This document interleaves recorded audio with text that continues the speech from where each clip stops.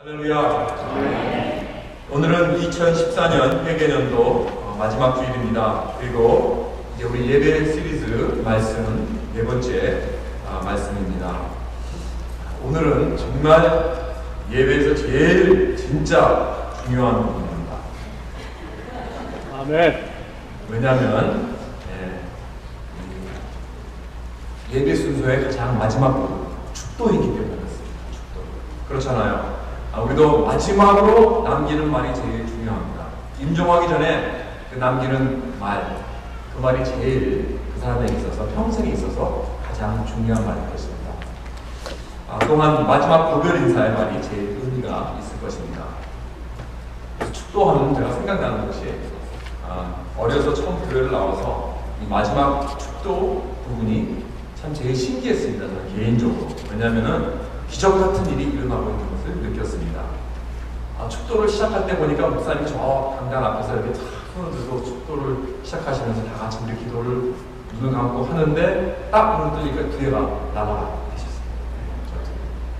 그래서 저는 무슨 기적이 일어난 줄 알았어요. 신비스러운 목사님의 능력이 그랬습니다. 축도는 무엇입니까? 축도는 영어로 베네딕션입니다. 베네딕션.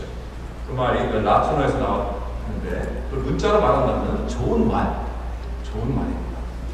여기 본문에 나오는 그 민수기 6장은 아론의 축도로서 이스라엘 그 민족이 이제 장막 제사를 지내고 나서 마지막 부분에 돌아가기 전에 바로 이 부분을 주는 그런 말씀이었습니다.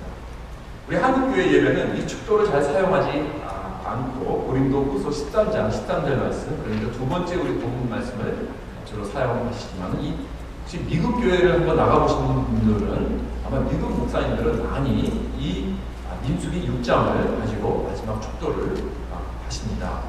그래서 한번 이 축도를 우리가 한번 한마디 한마디 보면서 참 하나님의 축복이 어떠한 의미가 있는가, 왜 축복을 해주십니까? 그리고 그 축복은 우리에게 어떠한 의미가 있는가 하는 것을 한번 보겠습니다. 여호와는 내게 복을 주시고 말했습니다. 이 복은 하나님이 주시는 축복을 말하고 있습니다. 창세기 1장에 보면 하나님께서 6날 동안에 모든 만물을 창조하시는데 하루하루 창조하실 때마다 지우고 나서 마지막에 꼭 하시는 말씀이 있었어요. 그것은 뭐냐면 하나님께서 보시기에 좋았더라 했습니다. 하나님이 보시기에 좋았더라. 그리고 나서 이제 동물들과 사람을 만들고 나서는 또 하나 더 애드 하십니다. 그래서 하나님이 보시기에 좋았더라 하고 그들에게 복을 주었다. 그렇게 말씀하십니다. 이 축복의 의미가 바로 여기에서 나오는 것입니다. 하나님께서 보시기에 좋았다. 그리고 하나님께서 복을 주셨다. 이 말씀입니다. 그러니까 지금 하나님께서 무엇을 하시고 계십니까? 하나님께서 만드시고 보기에 좋으시니까 그것을 기뻐하시는 것입니다. 그것을 즐기시는 것입니다. 그래서 축복이란 그 대상을 기뻐하고 즐기는 것입니다. 그런 의미가 있어요. 그 다음에 이제 또 계속해서 창세기 이야기들을 보면은 우리가 거기서 볼 수 있는 것이 이 족장시대에 특별히 보면 그 아버지가 아들에게 이제 아버지가 이 침상에서 이제 죽을 날이 가까워서 마지막으로 가기 전에 이제 자녀들에게 축복하는 그런 모습들이 나옵니다. 그래서 이 이삭이 야곱에게 축복하는 모습이 나오고, 그 다음에 야곱이 12 아들 자녀들에게 손을 얹어서 축복하는 그런 모습이 나오게 됩니다. 이 축복은 이 두 가지로 하는데 말로, 언어로 하는 축복, 무엇이 잘 되게, 누구가 잘 되어라, 잘 번영하라, 성공해라 하는 이런 말로 믿는 것입니다. 그렇게 될지어다 하면서, 그런데 두 번째 축복은 이 또 말로만 끝나는 게 아니에요.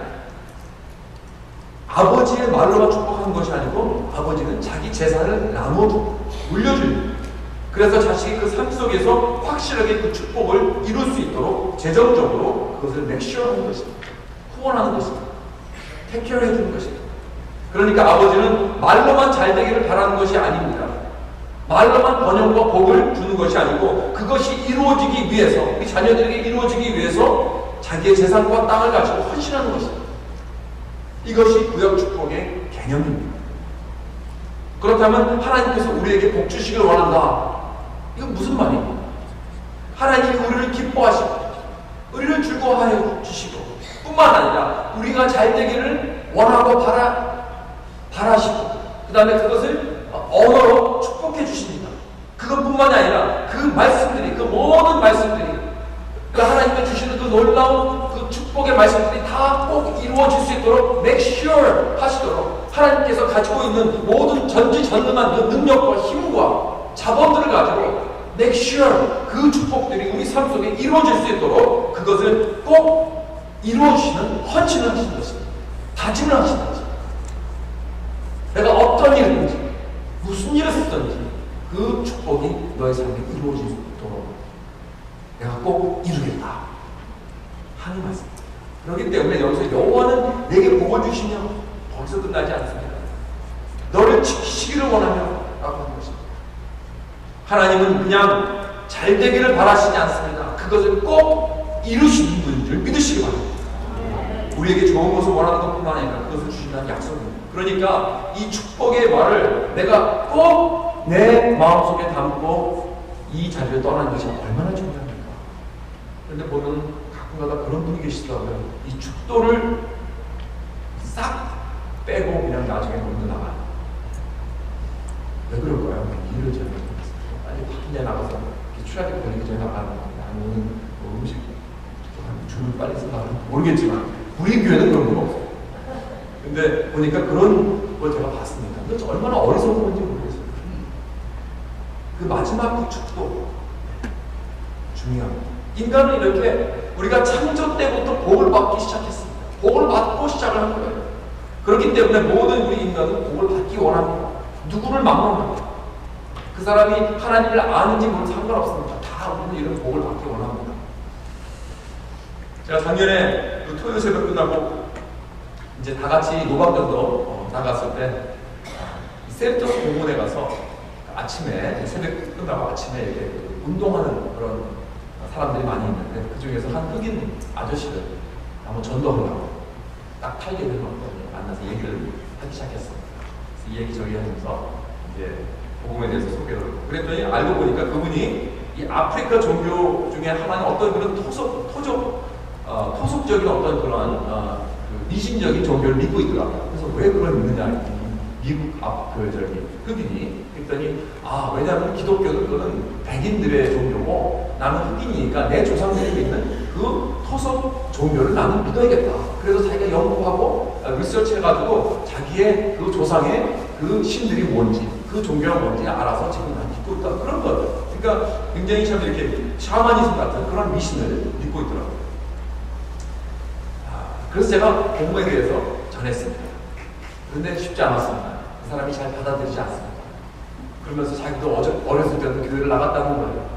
그런데 교회를 나가니까 이것도 잘못됐고 저것도 잘못됐고 그러면서 교회를 막 비판하고 잘못된 것들을 막 얘기하고 그래서 저랑 같이 여러 가지 얘기를 하면서 이게 진전이 안 됐습니다. 그러다가 이렇게 잘못하면 이렇게 다투게 생겼어요. 그래서 안 되겠다. 그냥 이 정도 하고 그러면 내가 마지막 가기 전에 기도 제목 있느냐? 내가 너를 위해서 기도해주겠다. 그렇게 얘기를 했습니다. 그랬더니 맨 처음에는 좀 식은도 하더니 가만히 생각해보니 그러면은 내 식구들을 위해서 기도해달라고 그리고 자기가 지금 잡이 없대요. 그래서 잡을 위해서 기도해달라고 그래가지고 제가 잘 됐다. 그래서 내가 기도해줬습니다. 축복해줬습니다. 예수 그리스도 이름으로 축복해줬습니다. 그랬더니 그러고 나서 정말 고마운 기뻐하고 그래서 저는 사실 전도는 잘 안 됐지만은 이렇게 그 사람에게 축복해주고 잘 끝났습니다. 사실 이것도 전도 아닙니까? 예수님 이름으로 그 사람을 축복해 주었습니다. 이렇게 기독교를 대적하고 믿지는 않아도 모든 사람들이 이 축복받는 것을 좋아합니다. 원합니다. 그 터키에 가면요 이스탄불 근처에 그 부육 아다라는 섬이 있습니다. 해마다 이 터키의 그 어린이날이 있는데요. 4월 23일. 그것을 세인트 조르지 데이라고 합니다. 그날에는 그 전통적으로 한 150년부터 시작되었는데 그 섬으로 다 한 5만 명의 그 무슬림들이 다 몰려듭니다. 왜? 거기에 있는 그 정교회, 그러니까 크리스찬 교회입니다. 그 옛날 오래된 교회인데 그 교회에 가서 기도를 받으면은 자기의 모든 소원들이 다 이루어진다는 그러한 것을 믿고 있었어요. 그러니까 어떻게 보면 미신적인 것입니다. 그 무슬림. 그런데 딱 1년에 하루, 이 하루는 그 많은 사람들이 이 크리스천들에게 기도를 받으라고 올려와요. 그러니 이게 얼마나 하나님께서 주신 좋은 기회입니다. 그래서 그들을 위해서 기도해주고 마음껏 전도를 한다고 합니다. 그런데 너무 사람들이 많으니까 이 한 교회에서 감당할 수 없는 거예요. 그래서 그 터키 교회라고 해봤자 사실 터키가 다 크리스천들 모아봤자 5천 명밖에 안 됩니다. 그러니까 얼마나 작습니까, 숫자가. 그래서 뭐 선교사님들이 뭐 할 것이 다 도움을 요청하고 다 와서 좀 도와줘. 와서 이 사람들을 기도해주고 전도하라고. 그래서 우리가 앞으로 세계회계년도부터 같이 우리가 파트너십 하면서 섬기게 될 그 실크웨이브 미션이라는 그 선교단체, 김주장 선교사님이 대표로 하시고, 또 우리가 또 호를 하는 김성만 선교사님도 같이 포함되어 있는 그 선교단체인데, 그분들이 이렇게 매년마다 지난 몇 년 동안 계속해서 그때마다 그 섬에 가서 이렇게 전도하고 선교를 한다고 합니다. 왜냐하면 이 참 중요한 기회, 다른데 그렇게 못합니다. 무슬림들이 어떻게 전도를 합니까? 그런데 그때만은 마음이 활짝 열려서 다 받아주는 거예요. 그래서 미국에 있는 사역자들까지 동원해가지고 그곳에 같이 가서 그들을 위해서 기도해주고 축복하고 마음껏 전도하고 아주 귀한 사역을 하고 있습니다. 그때 무슬림들도 뭐 많이는 아니지만 그래도 이렇게 가끔씩 예수를 믿겠다고 결정해서 세례를 받는 그러한 사람들이 나온다고 합니다. 여러분 생각해보세요. 터키의 전체가 다 틀어도 크리스천들이 5천 명밖에 되지 않습니다. 근데 그러니 한 사람이 예수를 믿으면 얼마나 큰 성과입니까? 그러니까 이렇게 무슬림들도 어떠한 종교를 믿든지 누구든지 하나님께 축복받기를 원한다는 거예요. 인간은 모두가 다 이렇게 남에게 축복받기를 원합니다. 왜 그렇습니까? 왜냐하면 이것이 하나님의 그 형상의 모습이기 때문에 그렇습니다. 우리 모두는 하나님의 축복을 갈급히 그리워하고 원하고 있습니다. 이 성경의 야곱도 그랬습니다. 이 쌍둥이 야곱, 형 에서, 그렇죠? 쌍둥이잖아요. 이 야곱은 자기가 몇 초 먼저 태어나지 못하고 뒤에 태어났다는 것이 얼마나 한이 맺혔는지, 얼마나 그렇게 억울했는지, 형이 이렇게 나올 때 발 뒤꿈치를 붙잡았다고 하잖아요. 그러고 나서부터는 계속해서 이 한이 맺힌 거예요. 왜냐하면 여러분, 이 구약시대에는요, 이 장자하고 둘째하고 너무나 차이가 많습니다. 이 장자는 모든 그 아버지의 사랑을 다 독차지합니다. 그리고 유산도 2배로 더 많이 받습니다. 이 차남은 그냥 항상 그냥 형 밑, 그늘 밑에서 자라고 있습니다. 사람도 많이 먹고. 그러니까 이 밭, 그것도 단 몇 초 때문에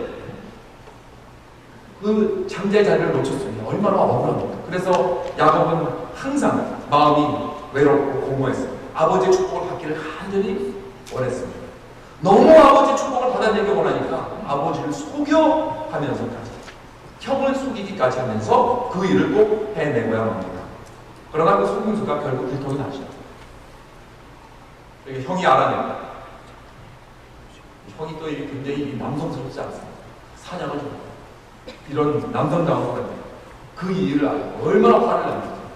죽이려고 이제 벼르고 있습니다. 그러니까 이 형이 죽이려고 합니까?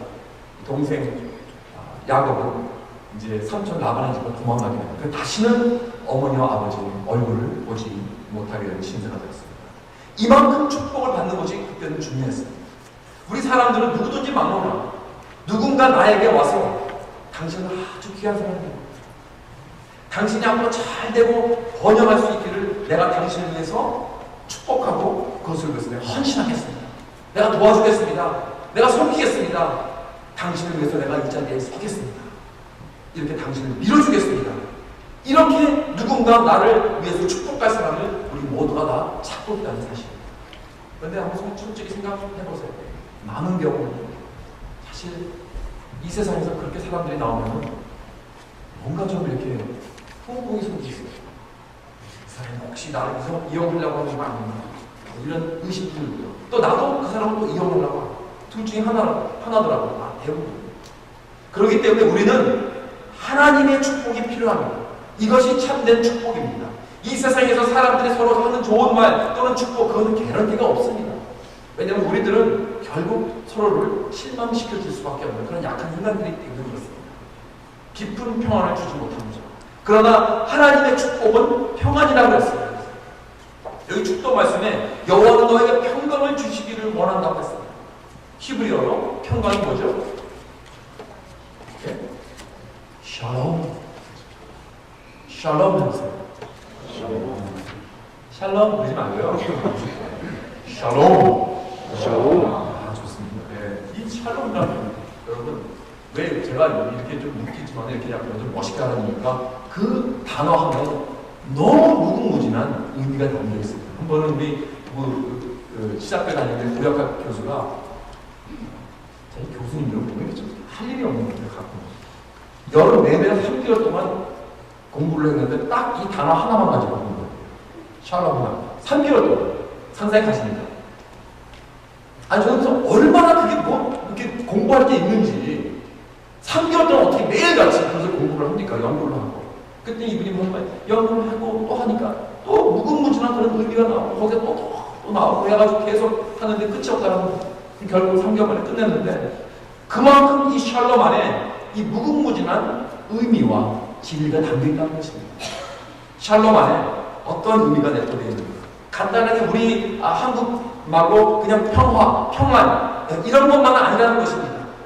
샬롬 안에는 건강과 안녕과 회복과 번영과 안정과 사랑과 풍성한 생명의 삶의 의미가 담겨있다는 것입니다. 그러니까 인간의 행복에 필요한 모든 기본적인 조건들이 다 이 한 단어에 달려있어요. 여호와는 그 얼굴을 내게로 향하여서 샬롬 주시기를 원합니다. 여러분, 그러니까 내가 누구에게 이렇게 샬롬 하고 인사하면요, 이스라엘 사람들은 그렇잖아요. 서로 샬롬 하고 인사합니다.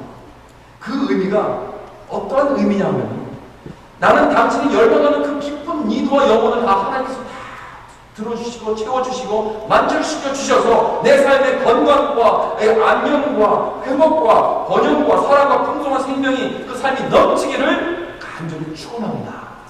라는 그런 의미. 얼마나 이 샬롬이 얼마나 좋습니까? 이 인사가. 내가 한번 샬롬하고 축복할까요? 여러분 옆에 있는 분들 한번 샬롬 해보세요. 샬롬. 좋습니다. 샬롬. 사랑하는 성도 여러분, 하나님이 주시는 이 샬롬의 축복을 받을 수 있기를 주 예수 그리스도의 이름으로 축원합니다. 그럼 이 놀라운 축복이 어떻게 나에게 올 수 있을까요? 여기 민수기 6장에 다시 돌아가면은 여호와는 내게 복을 주시고 너를 지키시기 원하시고 여호와는 그의 얼굴을 내게 비추사 은혜 베푸시기를 원하며 그랬습니다. 여기서 하나님의 얼굴을 우리에게 비추신다고 했습니다. 이게 무슨 뜻입니까? 하나님의 얼굴을 우리에게 비추신다. 이것이 우리가 많이 얘기하는 하나님의 임재, 그거 어떠한 차이가 있을까요? 여러분, 그 하나님의 임재라는 것은 우리가 예배를 통해서 우리가 다 같이 함께 느끼죠. 하나님께서 우리가 함께 하신다. 하나님께서 임재하신다. 그래서 우리가 어떨 때 예배를 통해서, 찬양을 통해서 하나님께서 우리가 함께 하시고 임재하시는 걸 느낄 수 있습니다. 체험할 수 있습니다. 그런데 하나님께서 그의 얼굴을 나에게 비추신다는 그러한 것, 그 말은 모두에게 같이 함께 임재하는 것보다 더 나아가서 나에게만, 나 얼굴에게만 다 초점을 맞추시고 자 비추십니다. 그러니까 마치 예를 들어서 제가 이제 대중적으로 이렇게 설교를 하고 있다가 갑자기 내가 내려가서 탁 한 분 앞에서 탁 앞에 가가지고 얼굴을 맞대고 탁 인사하면서 스마일하면서 얘기를 하고 그것과 같습니다. 하나님께서 내 얼굴에 그 빛을 비추시다. 나만을 쳐다보고 계시다는 것. 이것이 하나님의 얼굴을 나에게 비추사의 뜻입니다. 그래서 우리가 만약에 한번 축도를 한번 그림으로 한번 그려본다면 어떠한 그림을 우리가 상상할 수 있을까요? 하나님은 나를 보시고 그의 얼굴을 비추신다고 했어요. 비추신다는 건 영어로 shine, shine. sunshine 할 때 그 shine. 얼굴이 빛나게 한다. 여러분, 여러분, 얼굴이 샤인하게 한번 해보세요. 한번 샤인 해보세요. 아니, 말로 하지 말고, 얼굴을 한번 샤인을 비춰보시라니까. 그렇죠. 맞습니다. 지금 스마일 하고 있어요. 빅 스마일. 그렇죠? 우리가 정말 빅 스마일 할 때 얼굴이 샥 빛나게 됩니다. 그렇죠? 그냥 이러면 완전 어둡고, 그러나 샥 할 때는 얼굴이 빅 스마일. 그러니까 다시 말해서 여러분, 활짝 웃는 이 모습은 하나님께서 나에게 얼굴을 비춰주실 때 나를 보고 활짝 웃으시는 거예요. 그렇게 생각해 보셨어요, 여러분? 얼굴이 웃을 때 광채가 나잖아요. 이렇게 하나님은 그의 얼굴을 내 얼굴에 맞추고 이렇게 기쁘게 빅 스마일 해주시는 분인 줄 믿으시기 바랍니다. 여러분, 이것이 우리와 하나님의 관계입니다. 바로 이 모습이 축도의 모습이에요. 우리가 서로 이렇게 서로 빅 스마일 지나가다가 그냥 이렇게 그냥 넘어가지 말고 지나가다 스마일 하고 서로 반겨줄 때 그것이 하나님께서 나에게 비추신 그 샤이니 내 얼굴에 반사가 되어서 그 지나가는 사람이 쫙 비춰주는 그 축복. 이렇게 서로 축복해주면 얼마나 좋습니까? 말로 하지 않아도 얼굴로 이렇게 축복해 줄 수 있어요. 얼마나 놀랍습니까? 그럼 이 귀중한 이 축복이 어떻게 나에게 오게 됐습니까? 한번 생각해 보십시오. 모세가 이 축도를 예배 제사 장막 제사 중에 언제 했다고 그랬죠? 첫 부분입니까? 중간입니까? 아니면 마지막 부분입니까? 마지막 부분이죠. 그렇죠? 마지막. 이 마지막 부분에 이 축도를 한 그 이유가 있습니다. 왜냐면은 이 모든 제사가 다 끝났습니다. 사람들의 죄를 씻는 대속적인 의미가 담긴 그 동물을 죽이고 피를 제단에 뿌리고 그 동물을 번제로 태워서 하나님께 바치고 하는 이 백성들의 죄를 해결하는 그런 의미가 담겨있는 이 제사 예배의 맨 마지막 부분에서 예배자들이 이제 돌아가기 전에 마지막 축도를 베푼 것입니다. 그런데요, 그들이 드린 제사가 나중에 정확하게 무슨 뜻인지 모세도 잘 몰랐고 아론도 잘 몰랐고 백성들은 더욱 몰랐습니다. 근데 정확하게 무슨 뜻인지 오늘 우리들은 아주 명백하게 잘 알고 있죠. 그 답은 뭐냐? 신약에 보면은 히브리서 10장에 나옵니다. 제사장마다 내에 서서 섬기며 자주 같은 제사를 드리되 이 제사는 언제나 죄를 얻게 하지 못하거든요. 오직 그리스도는 죄를 위하여 한 영원한 제사를 드리시고 하나님 우편에 앉으십니다. 여러분, 그리스도가 한 제사를 드린 것은 어디에서 드리셨습니까? 십자가. 그래서 구약에 맨날 이 사람들이 그 동물들을 데리고 와가지고 흠없는 죄를 자기의 죄를 대신해서 그 흠없는 양을 쳐서 죽여서 제사에 바치는 그 의미는 다시 말해서 예수님께서 십자가에서 어린 양으로서 우리의 모든 죄를 담당하시고 죽이신 그 제사를 드리는 거랑 마찬가지라는 것입니다. 믿음을 가지고 드렸을 때.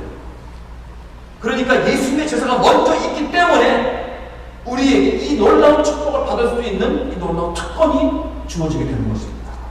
사랑하는 성도 여러분, 우리가 이 귀한 하나님의 축복을 받는 게 쉬운 일 아니었습니다. 거저온 거 아니었습니다.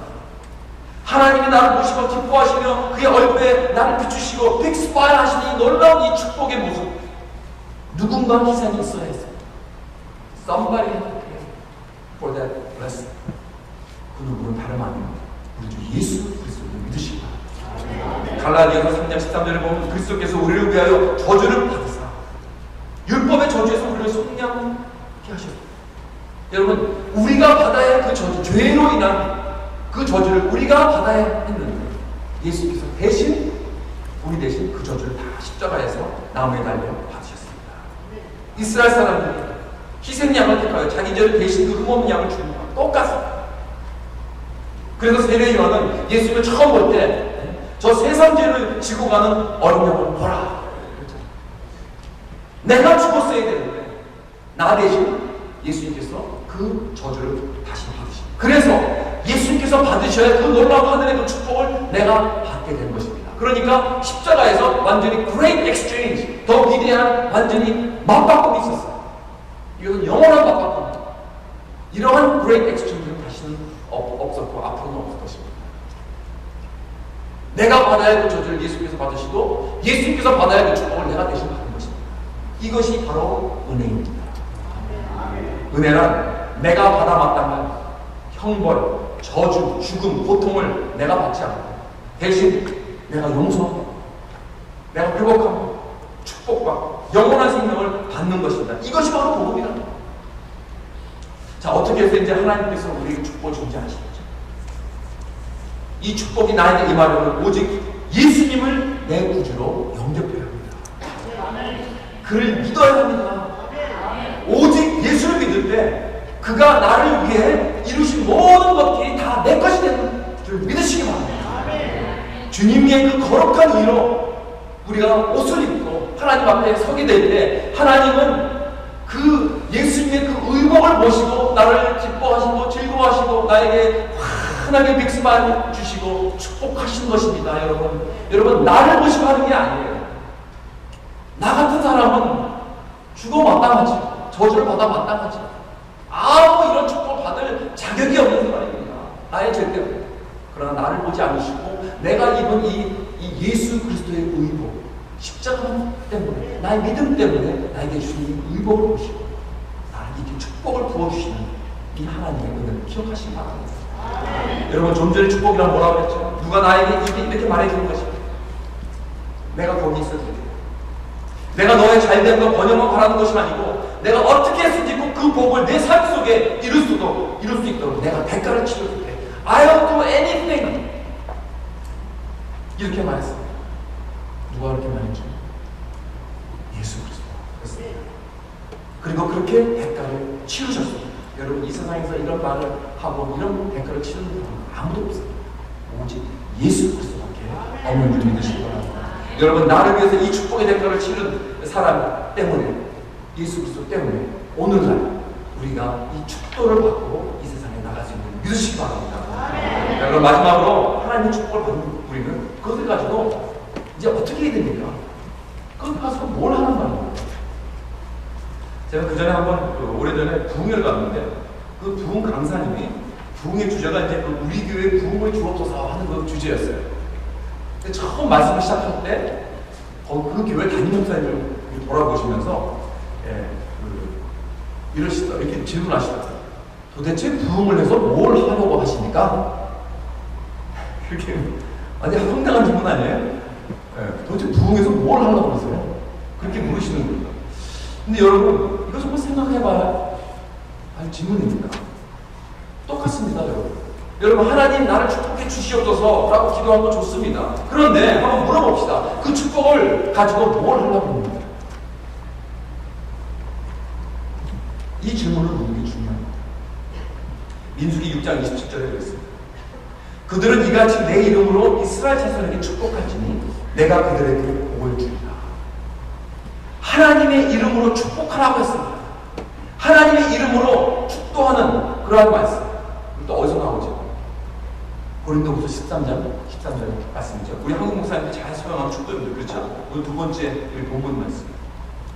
주 예수 그리스도의 은혜와 하나님의 사랑과 성령의 교통하심이 너희 우리와 함께 있을지어다. 이 말씀. 성부와 성자와 성령의 이름으로 축도하는 그러한 말씀입니다. 그러니까 다시 말해서 하나님의 이름을 내 삶에 새기고 그 이름을 가지고 축복의 통로가 되라는 말씀입니다.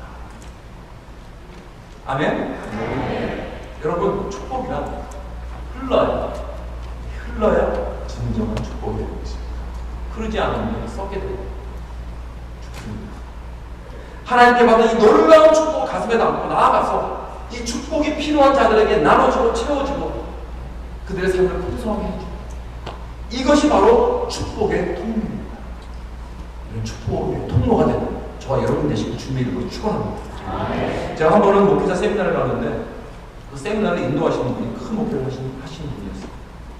그런데 제가 그 세미나를 통해서 그분에게 인사드리고 좀 만나서 얘기를 좀 하고 그랬는데 이분이 저에게 굉장히 친하게 대해주시더라고요. 저는 아무 기대도 하지 않았습니다.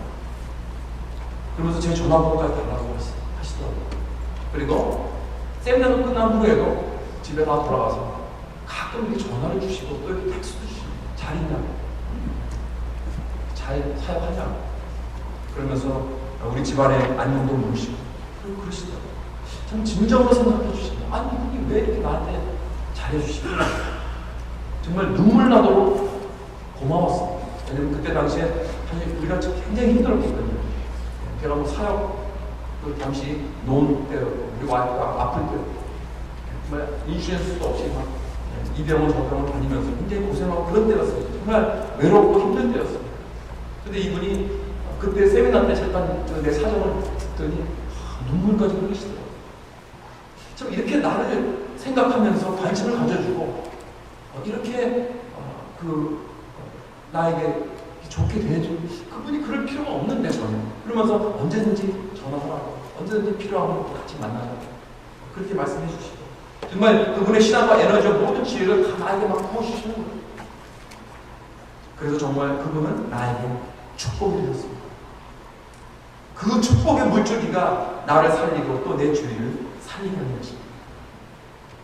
여러분 이스라엘 땅에 대표적인 호수가 두 개가 있는데 북쪽에 갈릴리 바다가 있고 그 남쪽에 사해 바다입니다. 이 갈릴리 호수는요 사해보다 규모는 작지만은 항상 들어오고 나가는 길이 있습니다. 그래서 그 물이 항상 이렇게 프레시합니다. 그래서 그 안에 이렇게 생명물이 많죠. 고기도 많고. 그래서 사람들은 그 호수를 삶의 터전으로 하고 살고 있습니다. 그래서 이 고기를 잡는 그런 어부들이 바로 예수님의 제자들 아니에요. 바로 그 자리였어요. 아직까지도 어부들이 거기서 고기를 잡고 있더라고요. 그런데요, 이에 반해서 사해바다는 그곳으로 들어오는 물은 있어도 나가는 곳은 없어요. 그래서 그 물이 굉장히 크고 깊습니다. 그런데 나가는 데가 없으니까 이 증발을 많이 해가지고 그 염도가 아주 높아서 물고기가 아무 생명체가 살 수가 없습니다. 이렇게 받기만 하고 주지 않으면 사해가 된다는 것입니다. 우리는 축복의 물줄기가 되어야 합니다. 그래야 내 안에 생명력이 넘치게 되는 줄 믿으시기 바랍니다. 사랑하는 성도 여러분, 우리 서로 이렇게 축복의 통로가 되어서 주님의 그 축복을 필요한 사람들에게 채워주고 나눠주는 그러한 삶을 사실 간절히 바랍니다. 나의 작은 축복과 말과 행동은 그 사람을 살리게 하는 것입니다. 이것이 우리의 예배의 열매 아닙니까? 여러분 우리가 하나님께 경배드리고 하나님께서 우리에게 말씀으로 축복해 주시고 그것을 축도로서 완전히 내림을 지어서 내 마음에 담아가지고 이 세상에 나아가서 이 세상을 향한 축복의 통로가 될 때 그것이 진정한 예배자의 삶인 줄 믿습니다. 예배가 끝나고 이 세상으로 나가는 성도들은 바로 이런 축복의 사명이 있습니다. 이 축복을 받고 축복으로 사는 저와 여러분 되시길 주 예수 그리스도 이름으로 축원합니다.